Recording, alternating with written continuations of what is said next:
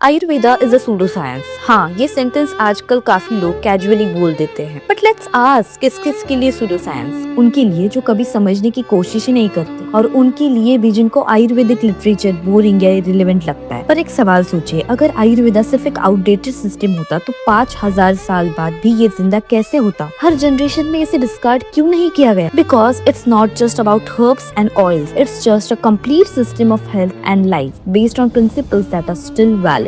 Yes, the language is ancient, the context is old, पर principles timeless है। समझने की जरूरत है, वो समय अलग था, लोगों का लाइफस्टाइल, फूड, एनवायरनमेंट सब नेचुरल था, आज के पोल्यूटेड फास्ट पेस्ड वर्ल्ड से बिल्कुल अलग। तो ऑब्वियस है, जो ट्रीटमेंट तब काम करता था वो एज इट इज नहीं चलेगा, but that doesn't make Ayurveda useless. In fact, यही तो हमारी रिस्पॉन्सिबिलिटी है, हम BMS स्टूडेंट्स की, हम BMS प्रैक्टिशनर्स, अपने शास्त्र का मॉडर्न इंटरप्रिटेशन बनाना, रिसर्च करना, ब्रिज क्रिएट करना between the classical wisdom and modern science. For example, Charaka Samhita में किसी रोग का ट्रीटमेंट दिया गया हो, तो हो सकता है उस समय हर्ब्स और टेक्निक्स अलग थी, पर उसके पीछे जो समझ थी, जो रीजनिंग थी, वो इम्पोर्टेंट है। जिस पर्टिकुलर फैक्टर को उन्होंने ट्रीट करने का ट्राई किया था वो इम्पोर्टेंट है। अब हमारा काम है कि उन प्रिंसिपल्स को मॉडर्न रिसर्च के लेंस से देखें और जो एप्लीकेबल है उसे आज के पेशेंट के लिए टेलर करें। सो नेक्स्ट टाइम जब कोई कहे Ayurveda is pseudo science, just smile and ask, क्या कभी पढ़ा है, क्या कभी समझा है? Because ignorance of knowledge doesn't make it falls. और हम जैसे आयुर्वेद स्टूडेंट्स का काम है ना सिर्फ प्रैक्टिस करना बल्कि इवॉल्व करना, आयुर्वेदा को 21st सेंचुरी का वॉइस देना, not by living it behind but by translating it forward. So Ayurveda isn't stuck in the past unless we let